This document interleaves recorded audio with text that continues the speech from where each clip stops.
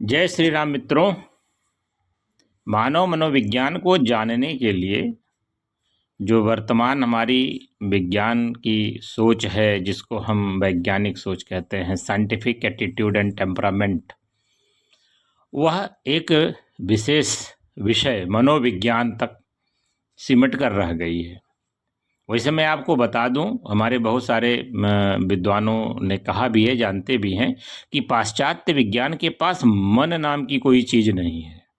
हमारी तो एक इंद्रिय है मन, उनके पास माइंड है।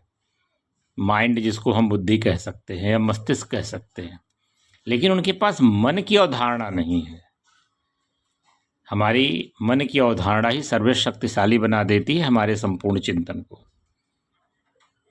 भगवान ने भगवत गीता में मनुष्य के मनोविज्ञान का एक बड़ा सूक्ष्म विश्लेषण किया है। जब आप इसको लेके कभी बैठिएगा, जब आपको कभी भी क्रोध आए, तब आप इसके बारे में विचार करिएगा कि क्रोध उत्पन्न कहाँ से हुआ, या कभी असफलता आपको मिले तो आप देखिएगा आपको असफलता आई कहाँ से। देखिए, मैं आपको एक 2 श्लोक देता हूँ। भगवान ने भगवत गीता के अध्याय 2 में श्लोक संख्या 62 और 63 है।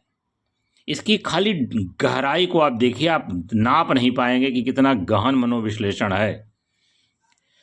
ध्यायतो विषयान् पुंसः संगस्तेषुपजायते, संगात संजायते कामः, कामात् क्रोधोऽभिजायते, क्रोधात् भवति सम्मोहः, सम्मोहात् स्मृतिविभ्रमः, स्मृतिभ्रंशात् बुद्धिनाशो, बुद्धिनाशात् प्रणश्यति। किसी मनुष्य के पतन का, विनाश का, असफलता का क्रम यही होता है। ये क्रम क्या है? विषयों का चिंतन करने से। आज हम लोग कहते हैं ना कि जो फोटो मेमोरी है या हमारी जो मेमोरी है, बार बार चीज़ों को हम देखते हैं तो चीज़ें हमारे मन में बस जाती हैं। तो भगवान वही कह रहे हैं कि ध्यायते विषयान पुंसाम। विषय क्या है? विषय इतिहास भूगोल नहीं है। दुनिया का सारा कंटेंट जो है वो हमारे योग शास्त्र में विषय कहलाता है। भोजन, कपड़ा, मकान और शादी, विवाह, स्त्री, पुरुष, धन, संपत्ति, माया, मुक्ति, सब क्या है? विषय है। भगवान कहते हैं जब आप विषयों का, पुंसा मतलब मनुष्य, जब आप विषयों का ध्यान करने लगते हैं तो क्या होता है?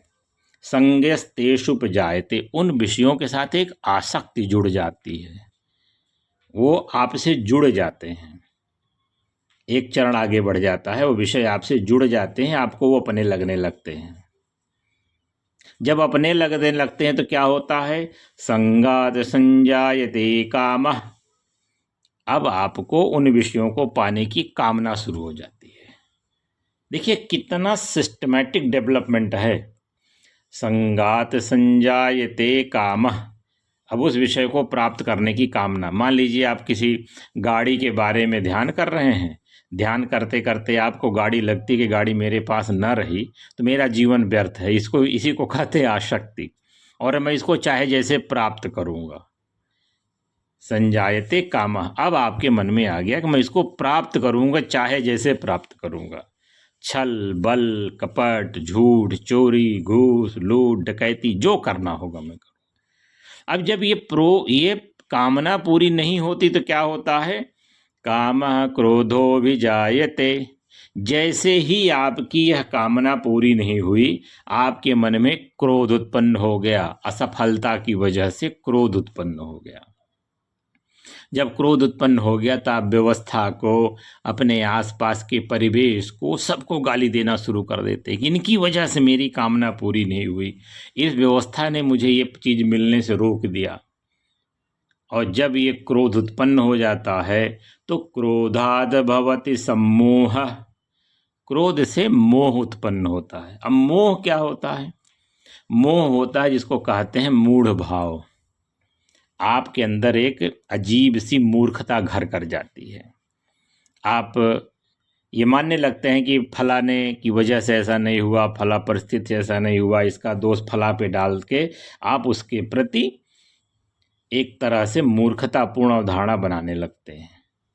और जब ये मूढ़ भाव उत्पन्न हो जाता है तो क्या होता जो है, सम्मोहात स्मृति विभ्रम। अब आपकी मेमोरी लॉस हो जाता है। आप यह भूल जाते हैं कि आपके जो कामना थी वो अच्छी थी कि नहीं थी, जो आपने प्रयास किए वो पर्याप्त थे कि नहीं थे, आपको इसकी आवश्यकता भी थी कि नहीं थी। ये सारी मेमोरी आपके दिमाग से चली जाती है। आप केवल इस मूढ़ता पे रुक जाते हैं कि मुझे नहीं मिल पाई, मेरी कामना पूरी नहीं हुई, इससे क्रोध से मोह उत्पन्न हुआ और उस मोह से आपकी मेमोरी नष्ट हो गई।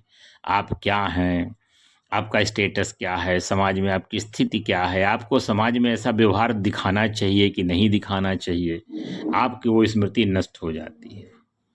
जब स्मृति नष्ट हो जाती है तो बुद्धि का नाश हो जाता है। स्मृति मतलब डाटा, आपका डाटा जब नष्ट हो गया तो आपकी जो विवेक है, डाटा जो एनालिसिस की पावर है, जो एनालॉग सिस्टम है आपका, वो कोलैप्स कर जाता है। स्मृति नष्ट होने से आपकी डाटा एनालिसिस पावर समाप्त हो जाती है, आपका विवेक नष्ट हो जाता है। और जब बुद्धि नष्ट हो जाती है तो बुद्धि नाशो प्रणश्यति। जब बुद्धि का नाश हो जाता है तो मनुष्य का भी पतन हो जाता है। बुद्धि क्या है? बुद्धि आपकी एनालिटिकल पावर है, लाभ हानि सोचती है, आपका लाभ है कि हानि है। लेकिन जब ये पावर नष्ट हो गई तो क्या होगा, आपको नष्ट कर देगी। तो आप ये देखिए कि भगवान ने कितनी सहजता से मनुष्य के मनोविज्ञान के इतने बड़े कॉन्सेप्ट को मात्र 4 पंक्तियों में 2 श्लोकों के माध्यम से आपके समक्ष प्रस्तुत किया है। मित्रों, यह तो खजाना है। सर्वोपनिषदो गावो दोग्धा गोपाल नंदन। सभी उपनिषदों का निचोड़ इस ग्रंथ में है। आपने इसको पढ़ लिया तो आप समझिए भारत के 108 उपनिषद आप पढ़ लिए। तो कृपया अपने ग्रंथों को पढ़ते रहिए, मनन करते रहिए और उनके अर्थ गांभीर्य में डूबते रहिए। बोले सियावर रामचंद्र की जय।